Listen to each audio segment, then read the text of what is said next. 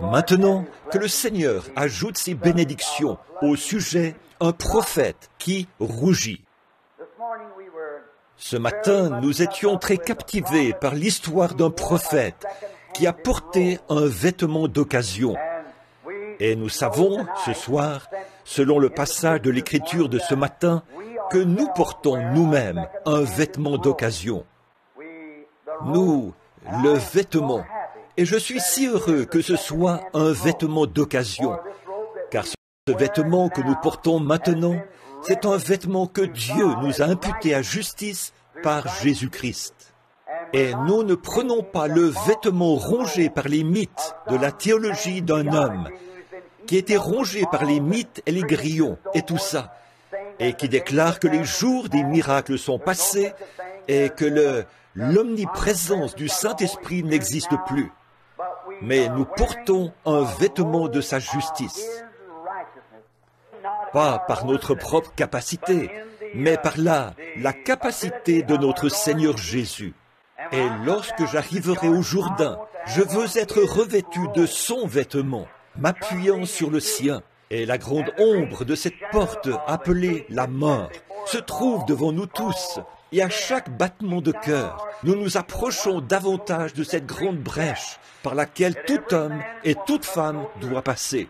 Et quand j'arriverai à cette brèche, et vous aussi, les croyants, je suis si heureux de savoir que je n'irai pas là-bas avec la pensée dans mon cœur et dans mon esprit d'avoir accompli quelque chose de grand. J'irai en confessant et en reconnaissant que je suis un pécheur. Et en sachant ceci, je veux m'envelopper dans les vêtements de sa justice. Avec le témoignage suivant, je le connais dans la puissance de sa résurrection. En effet, quand il fera l'appel à sortir d'entre les morts, je veux en sortir.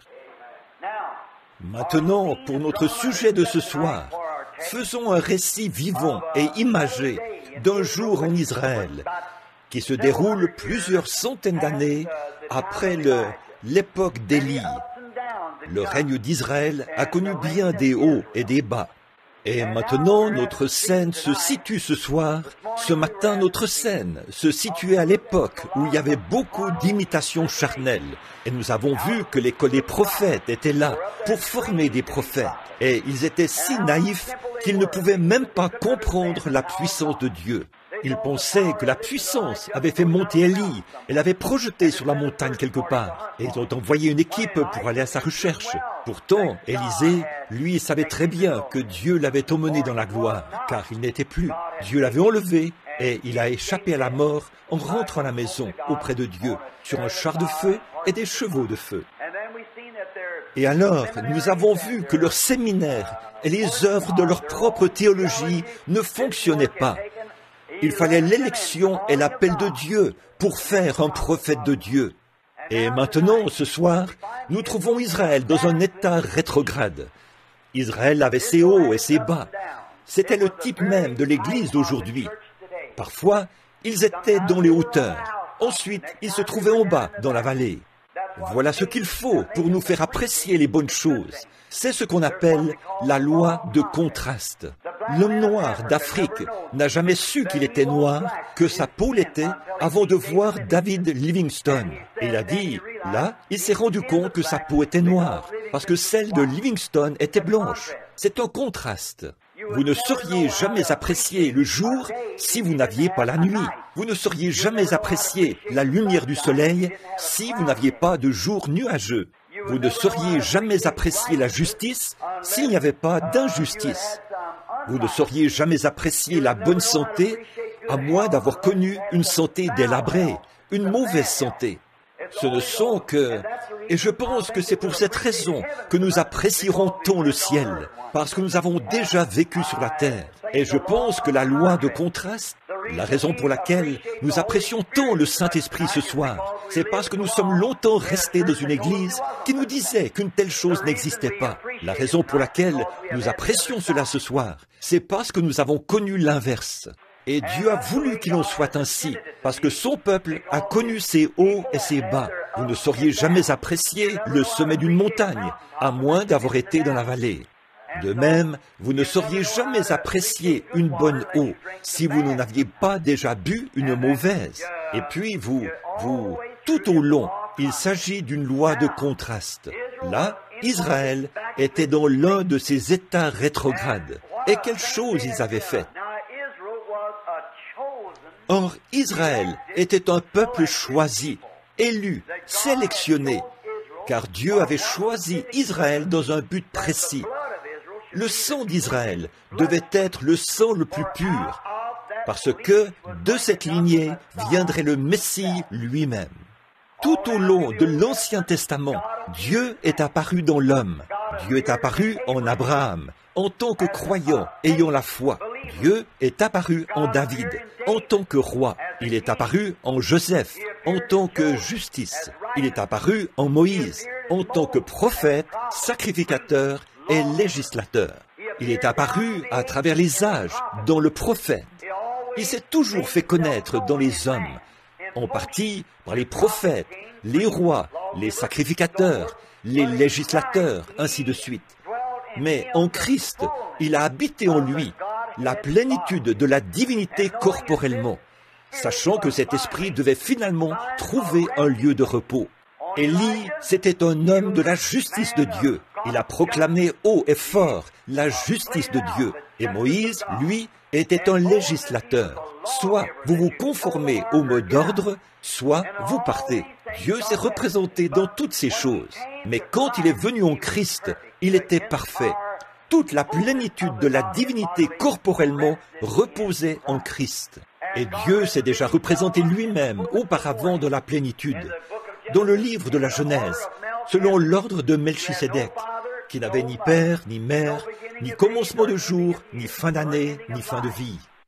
Et il était un sacrificateur, le roi de Salem, un sacrificateur de Dieu, du Dieu très haut, qui n'avait ni commencement, ni fin. Il était nul autre que la préfiguration du Seigneur Jésus-Christ, car il était le roi de Salem, qui est le roi de paix, qui est le roi de Jérusalem. Et il l'était par une préfiguration. Même le patriarche Abraham lui a donné la dîme. Il était une préfiguration de la venue du Seigneur Jésus. Le même Melchisédek a rencontré Abraham là-bas, dans les plaines, avant la destruction de Sodome et Gomorrhe. Et il l'a rencontré après Sodome et Gomorrhe, quand Abraham lui a donné la dîme de tout le butin qu'il avait pris au roi.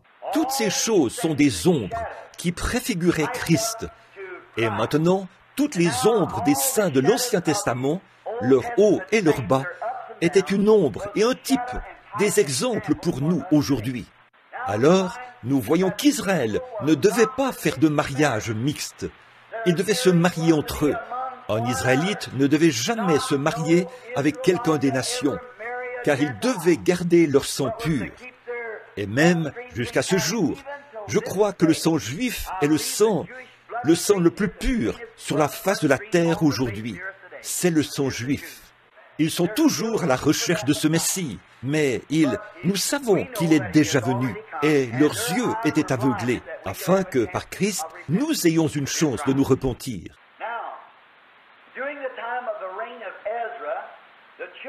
Or, durant le règne d'Esdras, les enfants d'Israël avaient rétrogradé. Ils étaient allés prendre des femmes moabites, et ils avaient pris les femmes des Amoréens et des Phérésiens, et de bien d'autres nations. Et non seulement avait-il épousé ces dernières, mais il commettait fornication avec elles, l'impureté, contaminant ainsi le sang même, qui est le ruisseau de la vie.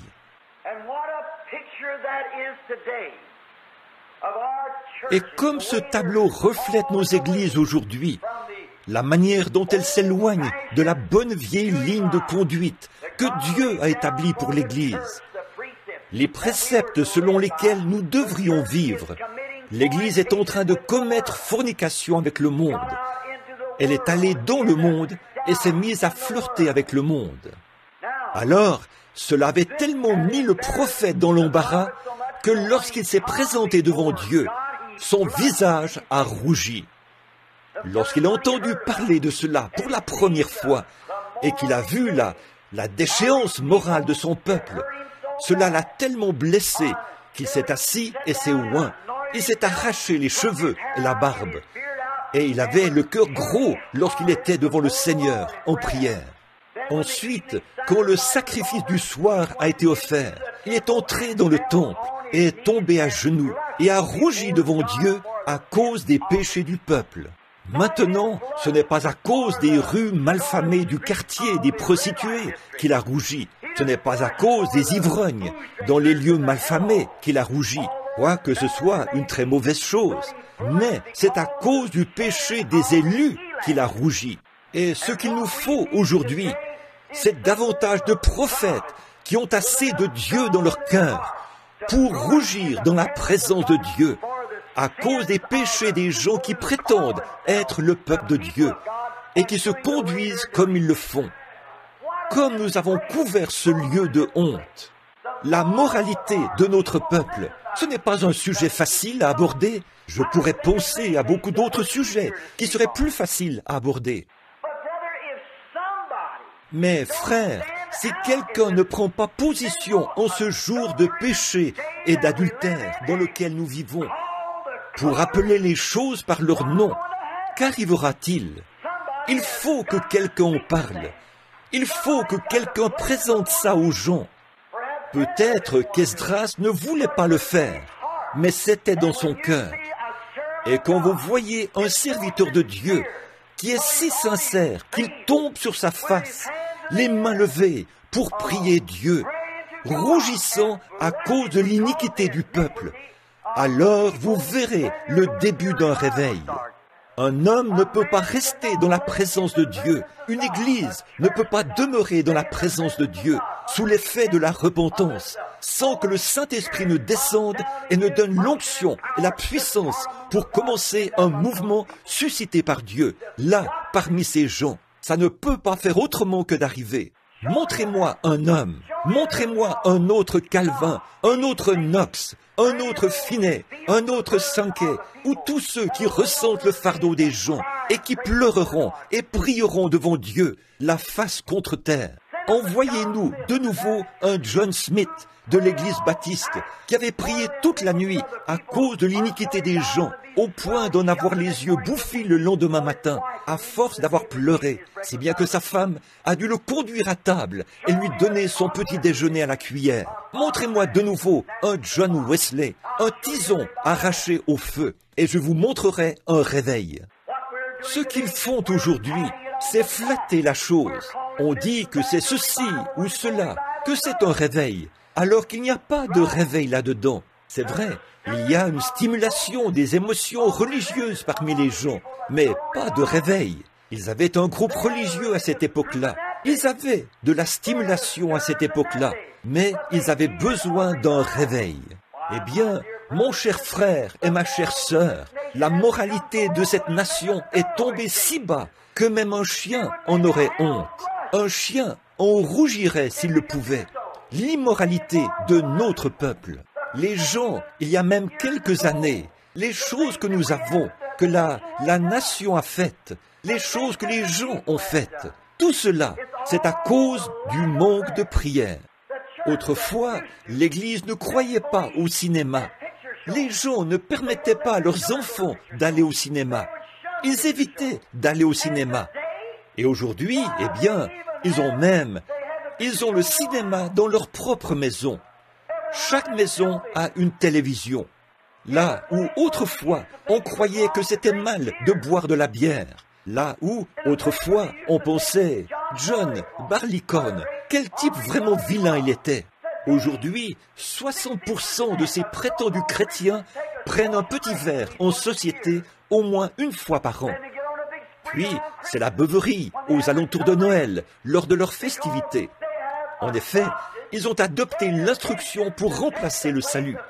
Ça ne le remplacera jamais.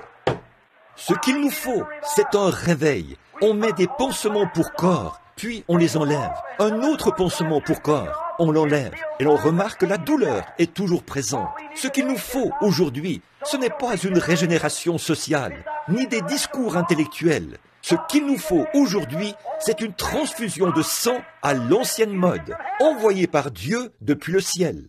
Les pansements pour corps ne serviront à rien. Nous sommes anémiques. Il nous faut une transfusion de sang.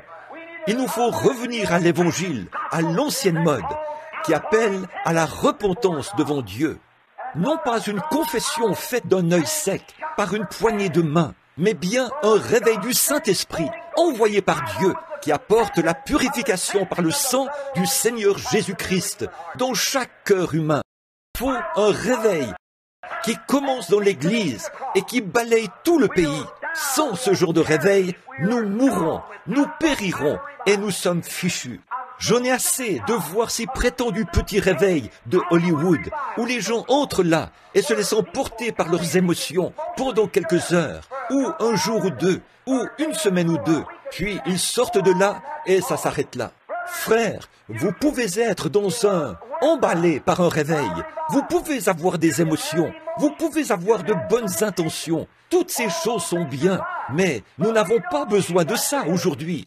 Nous avons besoin du baptême du Saint-Esprit pour changer les émotions, l'intellect, les points de vue, les habitudes et la vie des gens, pour les remettre de nouveau sur le bon chemin. En dehors d'une transfusion de sang du calvaire, toutes nos réformes ne nous serviront absolument à rien. Nous n'avons pas besoin d'une ONU. Nous avons une ONU là-bas. Et que font-ils? On n'y invoque jamais le nom de Dieu. Ils ont peur de l'invoquer. Un jour, un groupe d'ecclésiastiques a posé la question « Pourquoi ne font-ils pas de prière ?» On leur a répondu « Cela pourrait offenser quelqu'un d'autre, l'un de ceux qui ne croient pas en Dieu. » Oh, ce qu'il nous faut, c'est un réveil. Peu importe qui cela pourrait offenser, nous devons prêcher l'Évangile et montrer ce qui est en nous. C'est vrai, je ne vous donnerai pas le moindre sou pour tout programme qui exclut Dieu, que ce soit l'ONU ou un Conseil des 4, peu importe ce que c'est. Tant que cette nation ne prend pas conscience du fait que, sans le sang de notre Seigneur Jésus-Christ, nous mourrons. Tant que les individus ne prennent pas conscience de la cause que nous sommes en train de mourir. La raison pour laquelle nous sommes en train de mourir, c'est parce qu'il nous manque l'original, le chemin, la solution, le remède que Dieu nous a donné au calvaire. Pas étonnant que cela fasse rougir un homme. Pas étonnant, un véritable prédicateur examine son assemblée, essaie de conduire les membres devant le trône de Dieu. Il les visite chez eux et les voit en train de fumer la cigarette, de se raconter des plaisanteries grossières, de donner des réceptions dans la cour de derrière, des beuveries. Elles marchent ça et là dans les rues, leurs jeunes femmes et celles d'un certain âge, et ainsi de suite. Et même grand-maman porte des petits shorts. Maman est là, dans la rue, un bébé dans ses bras, habillé de façon assez sexy pour attirer l'attention de n'importe quel contrebandier d'alcool qui se promène dans la rue. Et ces gens prétendent être chrétiens. Amener une telle personne dans la présence de Dieu ferait rougir tout véritable homme de Dieu. C'est vrai. Et le fait d'aller à l'église et d'avoir une meilleure vie de gens, tout cela est devenu si ridicule. Il en était ainsi à cette époque-là, et il en sera ainsi aujourd'hui.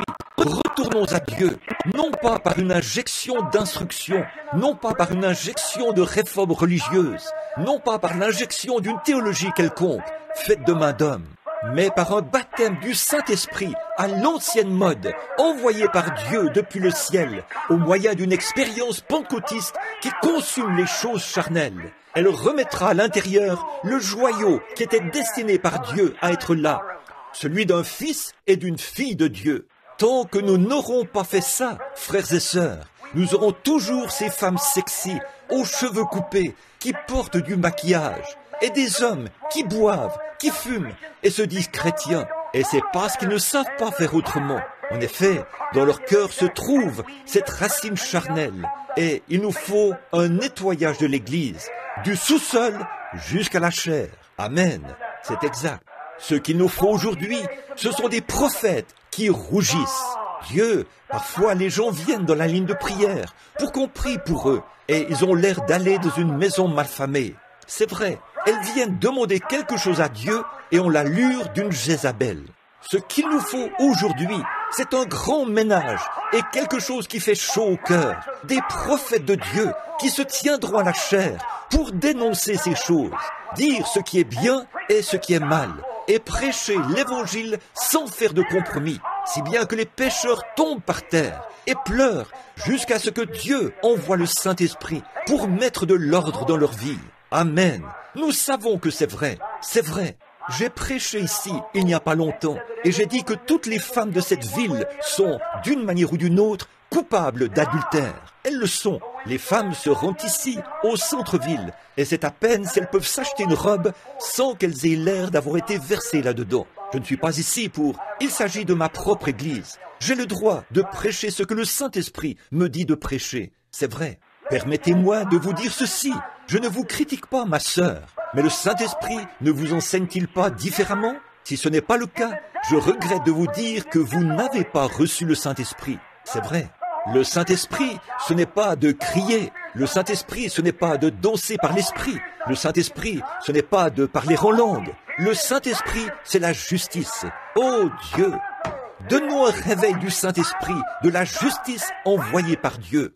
Ne vous rendez-vous pas compte que lorsque vous vous habillez comme ça, et que vous marchez dans la rue, et que les hommes vous regardent de la mauvaise manière, qu'au jugement, vous pouvez être aussi pur qu'un lys devant votre mari, mais au jugement, vous serez coupable d'avoir commis un adultère avec le type devant lequel vous vous êtes exhibé.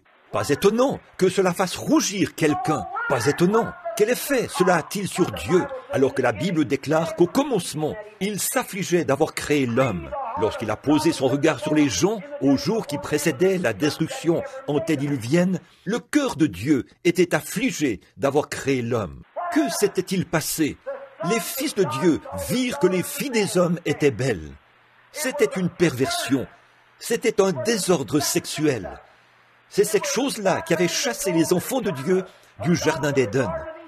C'est cette chose-là qui avait provoqué le jugement de Dieu pour rétablir la paix sur la terre. C'est cette chose-là qui avait causé leur destruction. C'était ce même désordre entre les hommes et les femmes qui avait fait que Sodome et Gomorrhe soient envoyés au fond de la mer morte. Cela avait été annoncé par les prophètes. Cela avait été annoncé par le Seigneur Jésus, que ce qui arriva en ces jours-là arrivera de même avant la venue du Fils de Dieu. Nous regardons à ce jour-ci et nous voyons que l'Église ne prend pas exemple sur la Bible, sur Ruth et sur Naomi, sur Sarah et les personnages de la Bible. Mais ils prennent exemple, et c'est le cas des femmes de l'Église, sur Hollywood et les influences même du diable. Et nos gens qui se disent chrétiens vont là-bas et adoptent les modes de vie de cet homme mauvais. Ces disques d'Elvis Presley, ou comment il s'appelle, c'est l'une des personnes les plus illusionnées et les plus possédées du diable dont j'ai jamais entendu parler de ma vie. Arthur Godfrey et ces gens-là, et vous écoutez ces absurdités à la radio, et vous refusez d'entendre prêcher une prédication de l'évangile de la Bible. Que Dieu ait pitié de vous. Quel genre d'esprit avons-nous parmi nous? C'est vrai. Pas étonnant que le prophète de Dieu ait rougi devant le Seigneur. Il savait que c'était de l'iniquité et il s'est tenu là et a plaidé la cause et a dit à Dieu, nous sommes injustes. Et nous le sommes, mes amis, jusqu'à ce que nous puissions retourner à ce point-là où il y a une transfusion de sang. Cessez d'essayer de mettre des pansements, cessez d'essayer de mettre du baume. La guérison ne viendra pas à moins que la circulation sanguine soit bonne. Voilà pourquoi les gens ont le diabète. Si un diabétique se coupe, sa plaie ne guérira probablement jamais. Pourquoi? Parce que les véritables globules rouges ont été rongés. L'Église tout entière est devenue diabétique. Et à la moindre petite coupure, plutôt que de continuer à marcher, vous la grattez. Elle ne peut pas guérir. L'égoïsme, l'avidité, l'immoralité et toutes ces choses qui figurent dans les annales comme étant des méfaits selon Dieu. Voilà les habitudes que l'Église est en train d'adopter. Les hommes boivent, fument et font des plaisanteries grossières. Les femmes se coupent les cheveux, portent du maquillage, font toutes sortes de choses et s'habillent de façon immorale pour se présenter devant les gens. Toutes ces choses sont dues à un manque du sang du Seigneur Jésus-Christ qui nous purifie de toute iniquité. Amen. Cela peut sembler dur à entendre. C'est dur, en effet, mais c'est la vérité. Si nous n'annonçons pas haut et fort les jugements du Dieu Tout-Puissant, un de ces jours, vous serez pris ici dans une explosion atomique qui enverra chaque âme dans l'éternité pour rencontrer un Dieu qui ne reconnaîtra que le sang de son Fils, Jésus-Christ. Mon conseil, vous voir venir sous le sang. Le conseil que je vous donne, c'est de vous mettre en règle avec Dieu. C'est le conseil que je vous donne. Eh bien, pourquoi n'arrivons-nous pas à avoir la foi? Pourquoi n'arrivons-nous pas à avoir de plus grandes guérisons que celles que nous avons? Pourquoi ne sommes-nous pas solidement bâtis? C'est parce que nous mettons des pansements pour corps. C'est parce que nous appliquons de l'adhésif. Nous mettons des morceaux de sparadrap. Nous essayons de couvrir la chose au lieu d'admettre qu'il nous faut une transfusion. Nous sommes dépourvus du sang. Nous sommes dépourvus de Christ. Ne vous y laissez pas prendre. Ne laissez pas le diable vous donner une tape amicale sur l'épaule et dire « Eh bien, je vais à l'église ». Le diable y va, lui aussi. C'est vrai, il y est allé, certainement. Il s'est présenté devant Dieu. Il est allé à l'église, là, dans le ciel. Il est venu devant le trône de Dieu, avec les fils de Dieu, et s'est assis avec eux. Il a eu une audience avec Dieu. Il a dit « D'où viens-tu » Il a dit « De parcourir la terre et de m'y promener ». C'était là qu'il était. Alors, le diable va à l'église. Le diable est membre de l'église. Le diable agit comme un chrétien. C'est un séducteur. S'il n'agissait pas comme un chrétien, ni comme une église, il ne serait pas un séducteur. Aucun homme ne pourrait être séduit. La seule chose, c'est que c'est aussi différent que le blanc l'est du noir. Ils sont contraires l'un à l'autre. Mais la Bible dit, ce serait tellement proche que ça séduirait même les élus, si c'était possible. Cet esprit dans les derniers jours, nous y sommes, mes amis. Il est temps pour les prophètes de Dieu, ô frères, pour les prédicateurs, si on le dit ainsi, dans tout le pays, de tomber sur leur face. Eh bien, même s'il y a 19 millions d'églises baptistes, 19 millions de baptistes plutôt, en Amérique, 13 millions de méthodistes, 11 millions de luthériens, 10 millions de presbytériens, miséricorde, pensez-y. Ils vont constamment au match de baseball, au lieu de divertissement. Et le mercredi soir, et parfois le dimanche soir, ils restent à la maison pour écouter la télévision et la radio. Ces espèces de petites railleries et de plaisanteries, toutes tirées de Hollywood. Votre âme se vautre dans ce genre de choses-là. Alors que vous devriez plutôt avoir votre Bible ouverte là, quelque part, et vous prosterner devant Dieu, à genoux, priant pour les péchés du pays. Et tout comme vous, je suis coupable. J'ai pris ma décision avec l'aide et la grâce de Dieu. Si notre Dieu me donne la force de le faire, je suis décidé à courir vers le but de la vocation céleste en Jésus-Christ, jusqu'à ce que la mort me libère. Que Dieu soit mon aide pour que j'y arrive. Aide-moi, voilà ma prière. En voyant les œuvres et en voyant les choses que j'ai vues et que vous avez vues, on traîne les pieds et on devient spirituellement anémique. Et ce tabernacle qui est connu dans le monde entier, ce petit endroit en bloc de béton situé au coin de la rue, Dieu vous a élevé devant la nation. C'est vrai. Je pense à David, à ce qu'il a dit un soir. « Me voici, j'habite dans une maison de cèdre, et l'arche de mon Dieu habite au milieu d'une tente. » Il a déclaré « Je lui bâtirai une maison. » Le prophète Nathan a répondu « Fais tout ce que tu as dans le cœur, car Dieu est avec toi. » Cette nuit-là, Dieu est apparu à Nathan et a dit « Va dire à David, qui étais-tu, David? Tu étais, je t'ai pris au pâturage, où tu t'occupais des brebis. J'ai rendu ton nom grand comme le nom des grands de la nation. Qui était-ce dans ce petit tabernacle, situé ici, un vieux bâtiment démodé et rejeté, situé à l'angle de la 8e rue et de la rue Penn, si bien que même la ville de Jeffersonville et les gens qui viennent avaient du mal à le localiser. Et aujourd'hui, Dieu, par sa miséricorde, vous a pris et a fait de vous un grand peuple. À Bombay, en Inde, on sait où se situe ce tabernacle. À Durban, on vous connaît. Tous ces autres pays. En Afrique, on sait où se situe cet endroit. En Inde, en Allemagne, en Angleterre, en Finlande, en Suède, en Europe, en Asie, tous ces gens, jusqu'aux îles de la Thaïlande, et dans ces endroits reculés, ils sont tous au courant. Et Dieu a fait de nous un exemple pour les gens. Et dire qu'après que Dieu a fait cela, nous faisons demi-tour pour traînasser avec les choses du monde et devenons très anémiques spirituellement. Eh bien, nous devrions être le phare qui se tient là, sur une colline, une lampe qui ne peut être cachée. Oh Dieu, je suis tout aussi coupable que vous. Ce que je veux dire, c'est que je veux une repentance à l'ancienne mode, envoyée par Dieu, et un appel à revenir à Dieu, afin que les hommes et les femmes qui franchiront cette porte en béquille sortiront d'ici sans elle. Lorsqu'on amènera les aveugles par cette porte, ils sortiront d'ici en ayant recouvré la vue. Lorsque les sourds entreront ici sourds, ils sortiront d'ici en ayant recouvré l'ouïe. Lorsque les pécheurs entreront ici, noircis et salis par le péché, ils sortiront d'ici lavés dans le sang de l'agneau. Ne pouvons-nous pas faire cela? Dieu a appelé Israël et a fait d'eux un exemple. Dieu nous a appelés et a fait de nous un exemple. Mais nous avons laissé tomber Dieu et cela nous fait rougir dans la présence de Dieu. De penser aux choses qu'il a faites pour nous. Comment il nous a pris des pâturages et nous a élevés. Comment il nous a fait connaître partout dans le monde. Comment il a fait de grandes choses pour nous.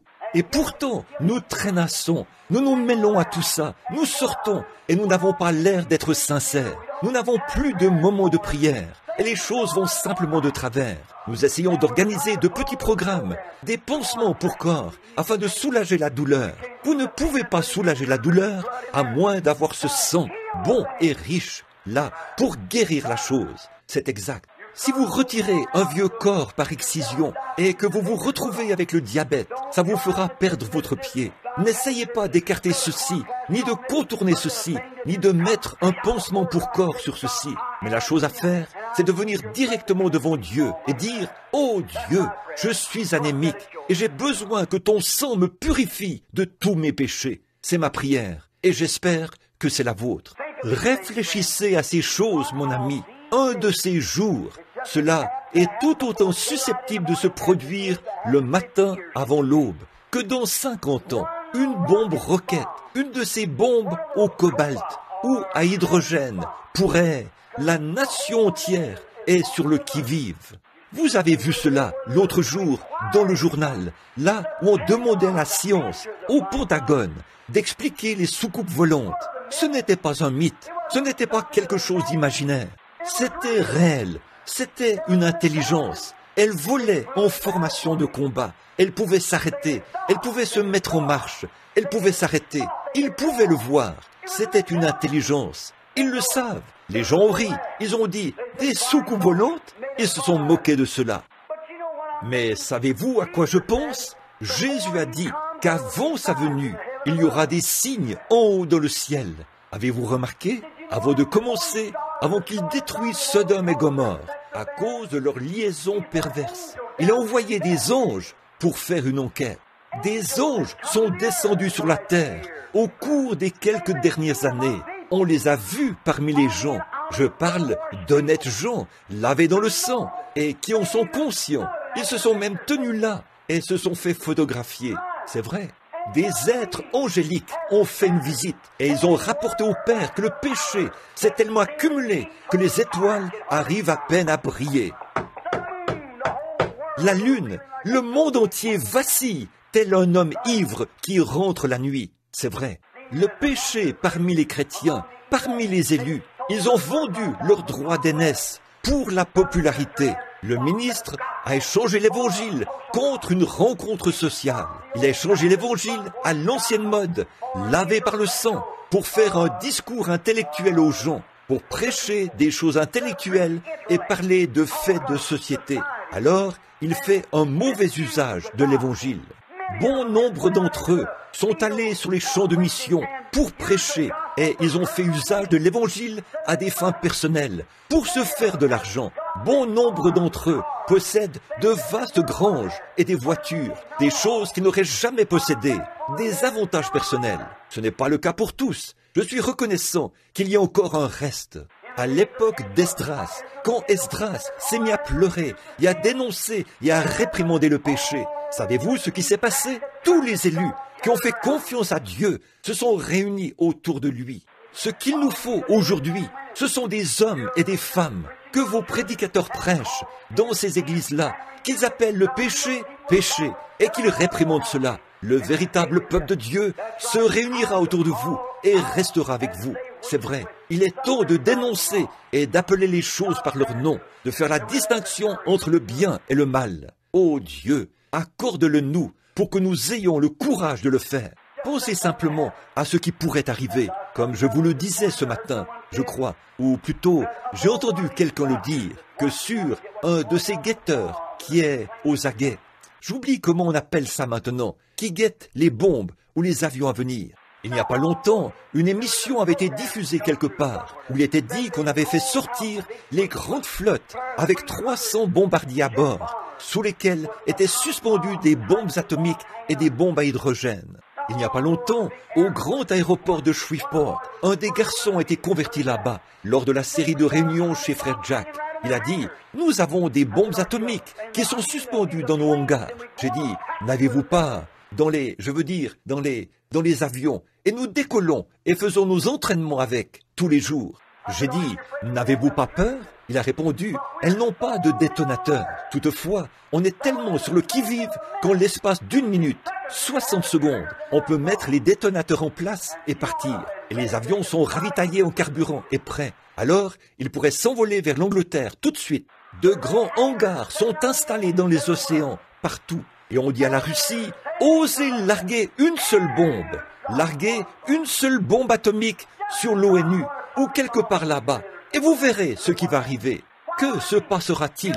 Il y aurait une attaque massive contre la Russie. Et si on faisait cela, et qu'on se mettait à larguer ces bombes atomiques et ces bombes à hydrogène, ça provoquerait une réaction chaîne qui brûlerait la Terre jusqu'à la mèche.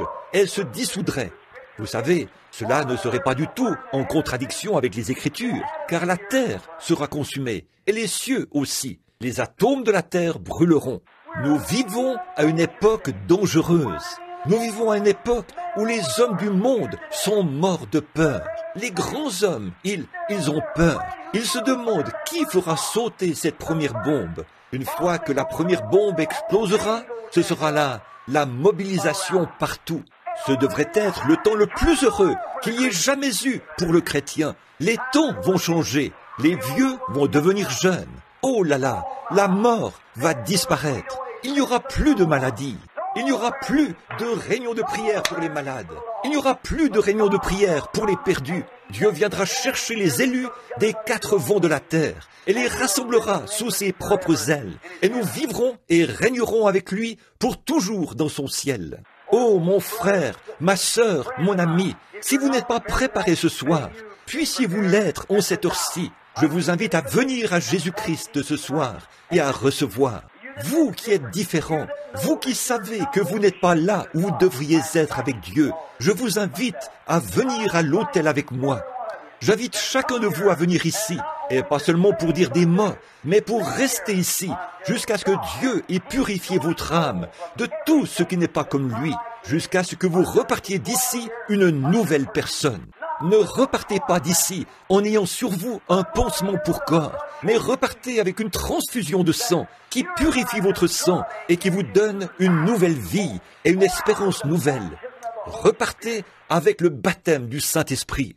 Repartez non pas en criant, non pas en dansant, non pas... Ces choses-là sont très bien. Elles ont toute leur place dans l'Église. Elles ont toute leur place dans la Bible. Mais ce dont je parle, c'est du Saint-Esprit. L'amour de Dieu. Un jeune homme me parlait l'autre jour. Sa mère, une chère femme. Je connais cette femme. Je l'ai rencontrée 1 ou 2 fois. Et elle a dit, « Oh chérie, a-t-elle dit à son garçon, viens ici, je veux que tu regardes. J'ai de l'huile dans la main. » Eh bien, j'en ai aussi. C'est là que j'ai transpiré.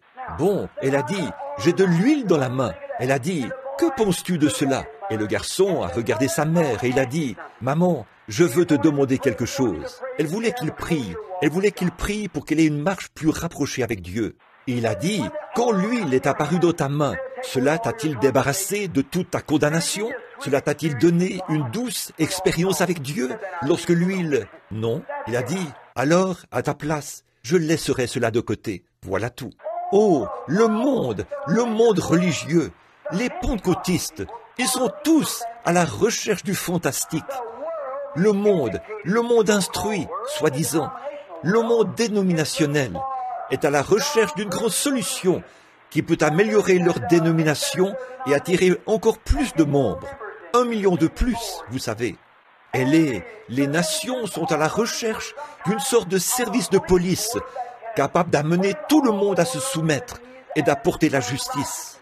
Frères, cela ne vient pas par le fantastique du pentecôtisme, cela ne vient pas non plus par les organisations protestantes, ni par la hiérarchie catholique, cela ne vient pas non plus par les pentagones ou par le fait de tourner la page. Cela vient par une vie abandonnée à Jésus-Christ, par le moyen du baptême du Saint-Esprit. Si ce n'est pas ça, c'est faux. Prions.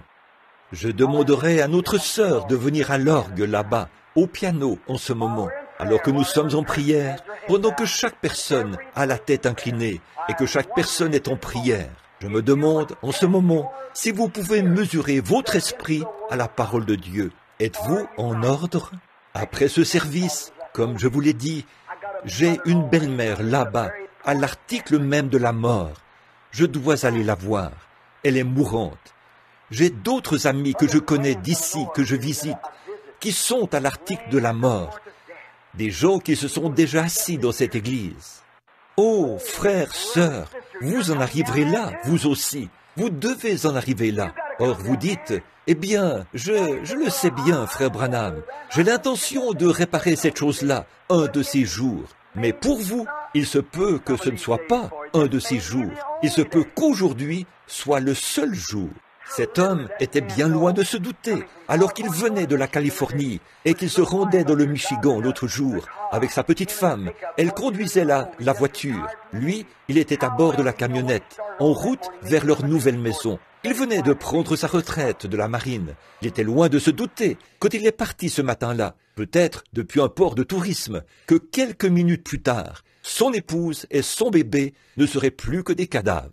Mais là, un peu au nord de Henryville, leur voiture est entrée en collision avec un autobus. Et le conducteur avait fait que son véhicule a presque fait une mise en portefeuille.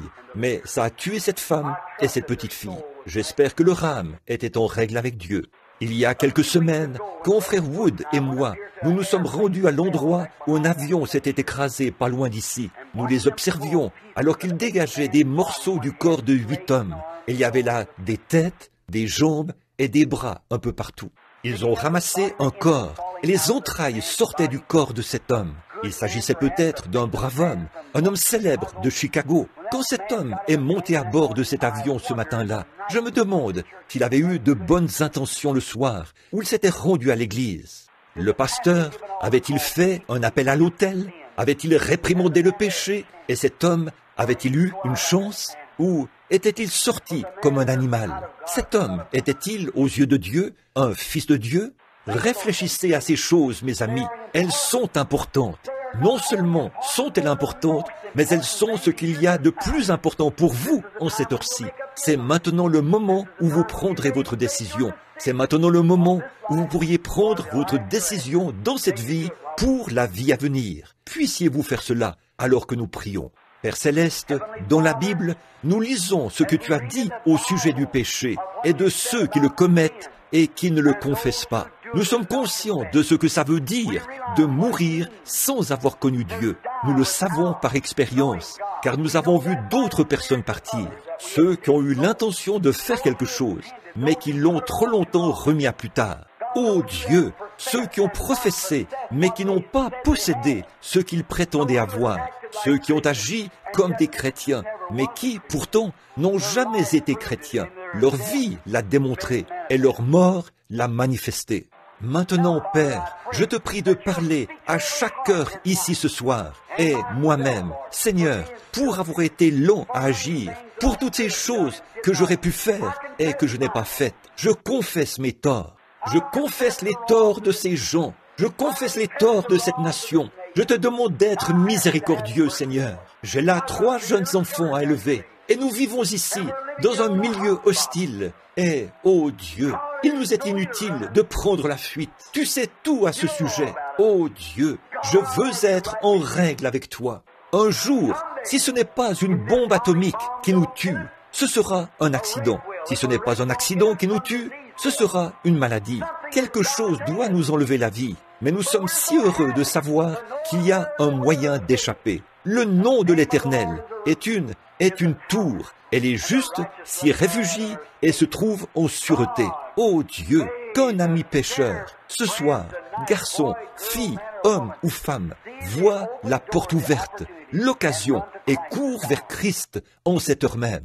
Maintenant, alors que nous avons la tête inclinée, est-ce qu'il y a des gens ici, ou je sais qu'il y en a quelques-uns ici, qui voudraient dire, avec une main levée vers Dieu, j'ai honte de ma vie, et je voudrais confesser mes torts devant Dieu et implorer la miséricorde.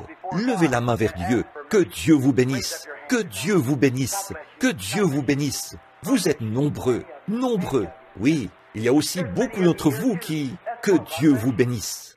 Bon nombre d'entre vous, ici, ont professé le christianisme pendant longtemps et savent qu'ils ont manqué de se conformer aux exigences de Dieu et savent qu'ils font maintenant même des choses qu'ils ne devraient pas faire. Et vous continuez sans les confesser. Vous vous contentez de suivre le courant. Vous regardez le genre d'émissions que vous ne devriez pas regarder. Vous regardez ce genre de magazine et lisez des choses que vous ne devriez pas lire. Cela ne convient pas aux chrétiens. Vous écoutez ces plaisanteries dégoûtantes, ces histoires sales et ces grossièretés que vous savez que vous ne devriez pas écouter. Hommes et femmes, les deux. Vous connaissez des situations où vous auriez pu dire quelque chose, mais vous ne l'avez pas fait. Et peut-être êtes-vous coupable du péché d'omission. Je me demande si vous voudriez lever la main vers Christ pour qu'il soit miséricordieux envers vous et qu'il vous pardonne. Levez la main. Que Dieu vous bénisse, jeune dame. Alors que cette femme s'avance, qu'elle vient à l'autel pour les confesser. Levez la main vers Dieu. Que Dieu vous bénisse. C'est ça, monsieur. C'est ça. Que Dieu vous bénisse. Levez la main. Vous savez que vous avez mal agi. Je me demande si vous avez le courage, ce soir, de me rejoindre ici, à l'autel. Agenouillons-nous autour, ici, et disons, « Ô Dieu, sois miséricordieux envers nous tous. Nous avons besoin de toi. Que Dieu vous bénisse, madame. » De voir ces jeunes femmes venir, en pleurant, elles qui ont toute la vie devant elles. Elles sont à la croisée des chemins. Elles sont victimes des circonstances. Quoi donc? Vous rendez-vous compte, vous, les hommes âgés, que nos garçons ont 10 fois plus de tentations que nous n'en avions à l'époque?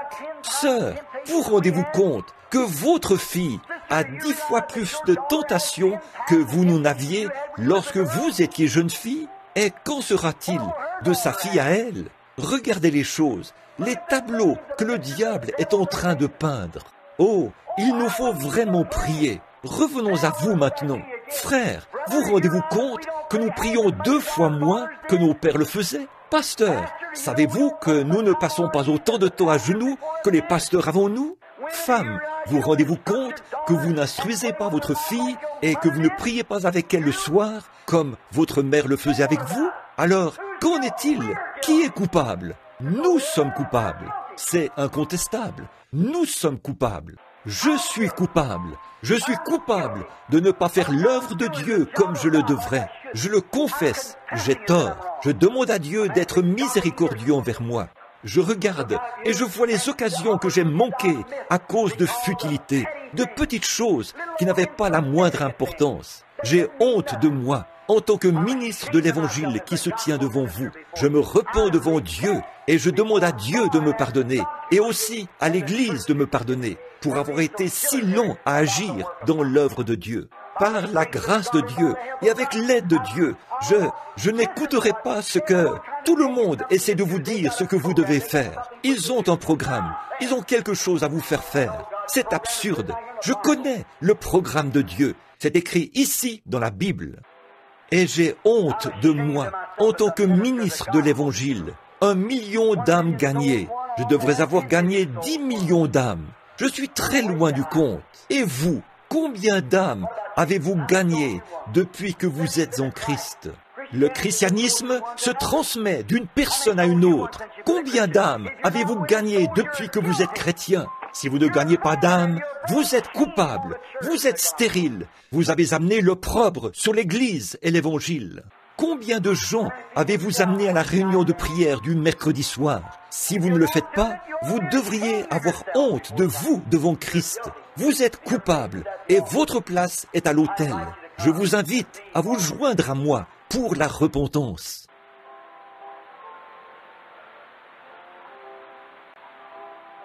Alors, voulez-vous courber la tête et la garder inclinée un instant alors que je ressens ma culpabilité et voudrais me repentir. Courbez simplement la tête. Notre Père Céleste, je m'incline à cet autel et demande le pardon de mon péché. Je demande le pardon des péchés de ceux qui sont autour de l'autel. Je demande le pardon pour cette Église, pour le corps national et international de croyants. J'implore la miséricorde pour nous, puisque nous avons été si lents à agir en ce qui concerne les affaires du royaume. Je te demande de pardonner nos péchés et d'ôter nos transgressions. Et pardonne-nous d'avoir été si stupides. Pardonne la stupidité des gens. Nous n'avons pas été à la hauteur. Nous avons opté pour l'exercice corporel.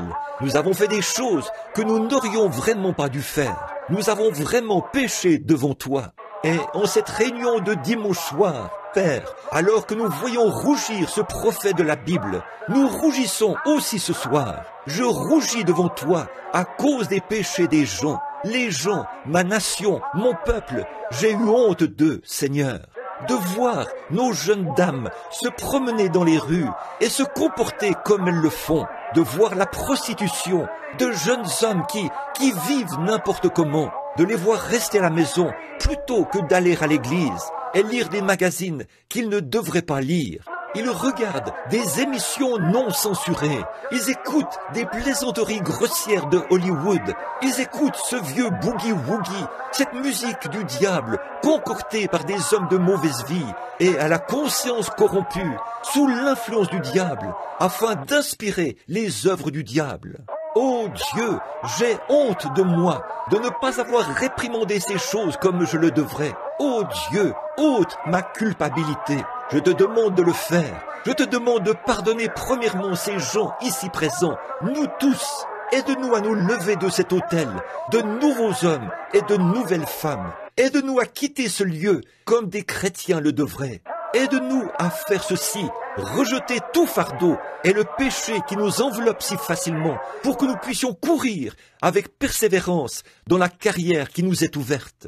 Non pas en ayant les regards sur la télévision, ni en ayant les regards sur les comédiens de ce monde, mais plutôt ayant les regards sur le chef, le consommateur de la foi, le Seigneur Jésus-Christ, qui a méprisé l'ignominie de la croix et l'a porté pour nous et a souffert hors de la porte, afin qu'il puisse sanctifier le peuple par son sang. Purifie-nous de toute iniquité et prends-nous comme tes propres enfants ce soir et reçois-nous dans cette prière de la repentance. Et donne-nous, Seigneur, la paix et la joie. Et puissions-nous cette nuit, alors que nous serons tous dans nos lits, penser à la réunion de ce soir et aux conditions de ce monde que la Bible nous a révélées en ce moment. Puissions-nous, alors que nous y pensons, avoir des visages couverts de honte, et puisses-tu apporter paix et bonheur à chaque heure. Nous nous repentons devant toi, Seigneur, sur cet autel. Ô Dieu, aide-moi alors que je m'avance par la foi et que je prie que ce soit ta volonté, que bien des centaines de gens puissent être gagnés pour toi. Et aide-moi à avoir la foi et le courage alors que je vais de l'avant, n'ayant les regards sur personne d'autre que toi, le chef et le consommateur de la foi. Ô Dieu, accorde-le. Pardonne chaque diacre de cette Église. Pardonne le pasteur. Pardonne les laïcs, Seigneur. Pardonne chacun de tous ses péchés. Pardonne-nous, Seigneur. Pardonne chaque étranger parmi nous. Et puissions-nous sentir l'effet du Saint-Esprit dans notre vie, parce que nous nous humilions devant toi ce soir, en nous repentant de tout notre cœur, afin que tu nous reçoives et fasses de nous un peuple humble, tranquille, sanctifié, humble à ton service. Accorde cette bénédiction, Seigneur, à l'autel sur lequel nous sommes. Accorde-le et nous courbons notre tête et notre cœur devant toi. C'est au nom de ton Fils, le Seigneur Jésus, que nous le demandons. Amen et Amen.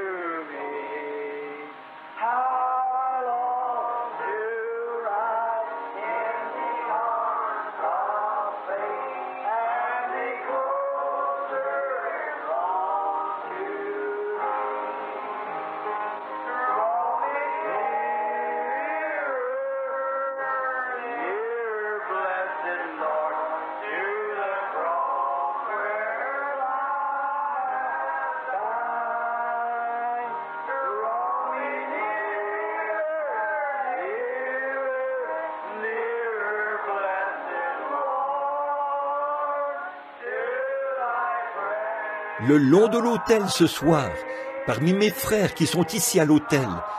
Je suis heureux de voir ce soir qu'il y a presque autant d'hommes que de femmes.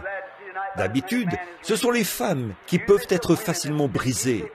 Leur cœur, il y a quelque chose chez elles. On arrive facilement à les toucher à cause de la féminité. Et ce sont des dames. Et on arrive parfois à les toucher. Mais je suis si heureux de voir que le Saint-Esprit peut également toucher les hommes et les amener à l'autel.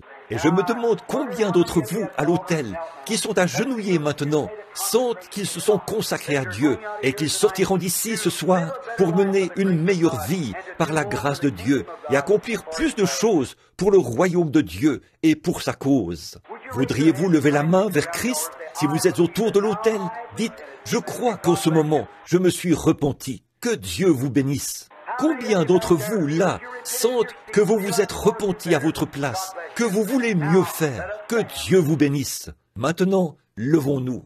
Vous, ici à l'autel, tournez-vous de ce côté-ci, si vous le voulez bien. Maintenant, vous qui êtes ici à l'autel, levez la main là-bas pour montrer que vous désirez qu'on prie pour vous, pour que vous puissiez avancer. Voulez-vous lever les mains pour l'indiquer à ceux qui sont dans l'auditoire? Très bien. Maintenant, vous, là, à l'autel, levez les mains pour montrer que vous aussi, vous désirez qu'on prie pour vous, pour que Dieu nous aidera à le faire. Que le Seigneur Jésus vous bénisse. Maintenant, n'oubliez pas le service du dimanche soir. As-tu un mot à dire, Frère Neville? Mardi et mercredi soir, où se trouve cette mission? 1628 West Market, mardi et mercredi soir prochain. Et puis, samedi et dimanche, je serai à Madisonville, au Kentucky, à l'auditorium là-bas. Et de là, nous irons à New York.